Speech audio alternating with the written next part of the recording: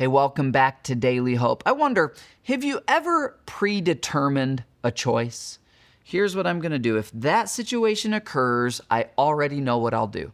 I won't even have to think in the situation. This, by the way, is a good thing to do with certain temptations in life. You predecide, I'm going to be faithful to my spouse. So if ever a situation comes up where my flesh wants to do otherwise, I've already decided. I don't even have to decide in the moment.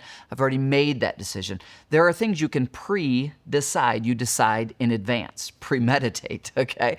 So what I want to challenge you today is the broken down thing in your life. I know it looks impossible that it could ever be rebuilt, but as you're praying to the God of heaven, you're praying persistently, you're praying emotionally, you're bringing promises from Scripture, you're praying specifically, eventually, one day a door's going to open. I want you to predetermine today, predecide when God opens that door, I'm stepping through it.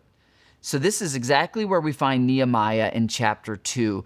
The king, Artaxerxes, says, hey, why are you sad in my presence? That's against the rules. And Nehemiah writes here, then I was terrified, moment of decision. He could back down, but instead he says this, long live the king.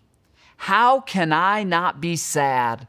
For the city where my ancestors are buried is in ruins, and the gates have been destroyed by fire. Now this Nehemiah has now committed, because Nehemiah is not allowed to bring his problems to the king. He's just there to serve the king. This is not a king who is like a Chick-fil-A employee who goes around serving other people and helping them with their problems. This is a king who gets and takes. He doesn't give and serve. And Nehemiah has now brought up a problem to the king. So he broke protocol by frowning.